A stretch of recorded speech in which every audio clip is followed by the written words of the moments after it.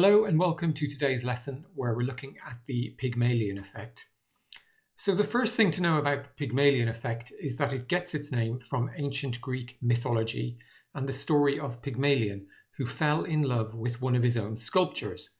Now, Pygmalion is also the name of a play by George Bernard Shaw, and that play explores the idea that how you treat another person impacts their life, either for better or for worse. The Pygmalion effect was first observed in the classroom, but you can find examples of it everywhere. The original study observing the phenomenon was conducted in a school in 1968 by social psychologist Robert Rosenthal and elementary school principal Lenore Jacobson. The study worked by first giving students a test said to identify potential intellectual superstars. These were the students who had the highest capacity for academic growth. The teachers were then provided with the names of these students, and at the end of the academic year, the students were tested again, and sure enough, the superstars had progressed significantly further than their classmates over the year.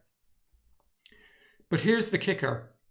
The superstars were actually chosen at random. The only difference between the superstars and their classmates was in the mind of their teacher.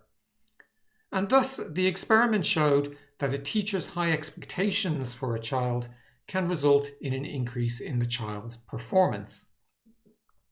So basically, the Pygmalion effect says that if a teacher believes a child is bright, then their expectations and behavior towards that child will change positively.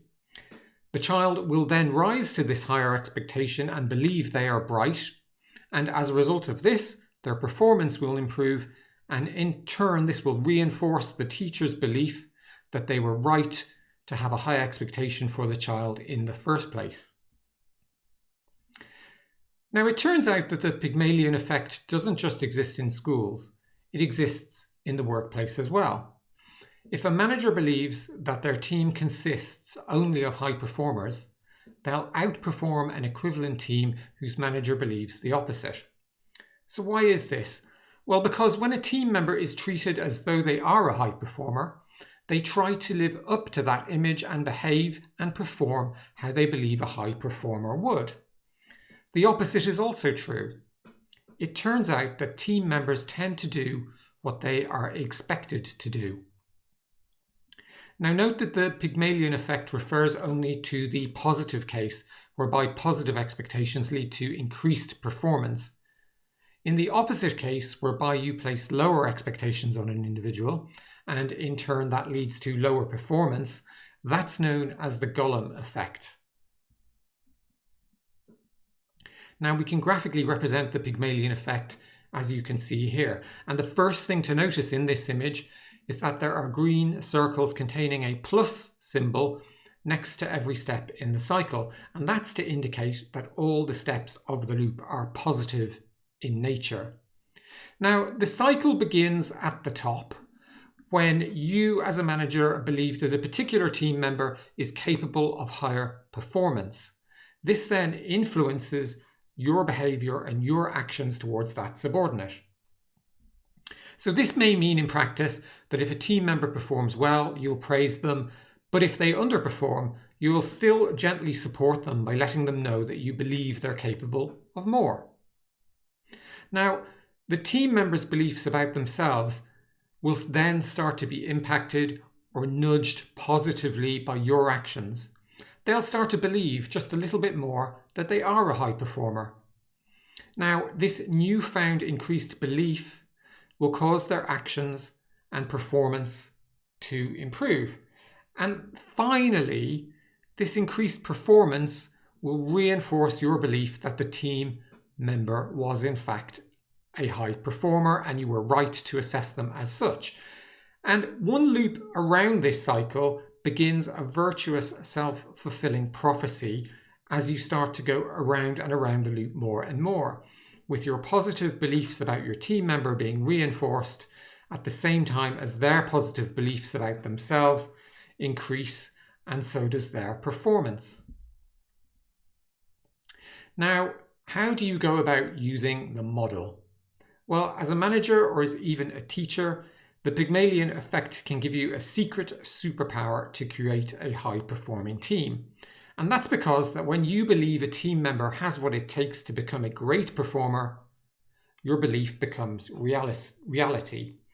Now, there are two facets of the Pygmalion effect you should understand. Firstly, raising your expectations promotes subordinate performance. And secondly, managers tend to allocate their time and energy to subordinates in proportion to their expectations. So that basically means the better performing your subordinate, the more time you'll give them. Now, to use the Pygmalion effect, we want to treat all of our subordinates in a high quality way that leads to superior performance. And some simple steps or techniques you might use to do this include set challenging but not too challenging goals. So by setting goals like this, your subordinate will know exactly what you expect of them. However, to really benefit from the Pygmalion effect, the goal mustn't be too aspirational. For your subordinate to be motivated by the goal, they must believe it's realistic and achievable. If you encourage subordinates to strive for unobtainable goals, they may well give up and deliver inferior performance.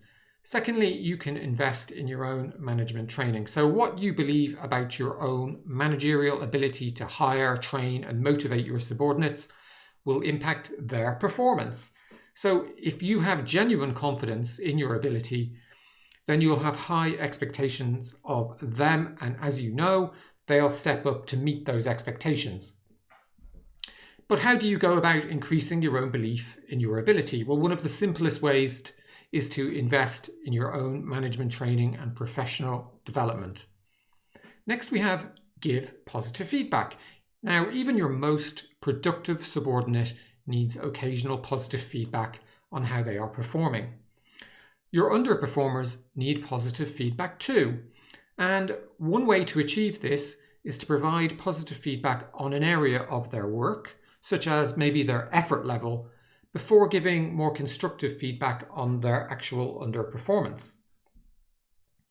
Next, we have train your people. So you have set goals that are going to challenge your subordinate to raise their performance, but maybe effort alone isn't enough to increase their performance to the desired level. So you need to ensure they have all the right tools at their disposal to enhance their performance. And there's many ways you could achieve this, the most common being through training courses, mentoring, and coaching. And finally, we have practice high leader-member exchange leadership. Now, to put this in the simplest possible way, this means exhibiting characteristics towards your subordinate, such as trust, respect, acting professionally, and displaying loyalty. So let's take a look at a real quick example.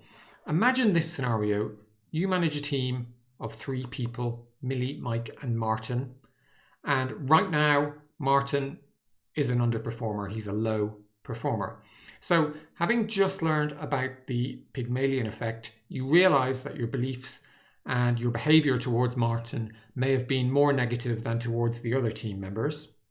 So you decide to do something about it. The problem you've got is that Martin and the whole team aren't new. You already have a lot of history with him and the rest of the team. And because of this, the first thing you attempt to do is reset the relationship so you can start again, almost as though you had a clean slate. Now, to do this, in this example, you decide to bring Martin in for a meeting to kick things off. And you choose to tackle the problem by, first, you explain to Martin that you're impressed with several parts of his work, such as his always positive demeanour and his timekeeping. And you also tell him that you're impressed with his ability to stick things out. After all, he hasn't quit his job yet. Now, next you explain that you know he can do better, but a big part of this is your management failings, such as not trusting him enough and giving him uninteresting tasks. So to rectify this, you tell him that you're going to attend some training. Then you tell Martin that in the future, you're going to always assume the best from Martin. So you work with him then to set some goals and agree to meet once a week for a relatively informal catch-up to help keep him on track and actually reach those goals. So by doing all of these things, you've kicked off the first step of the Pygmalion effect.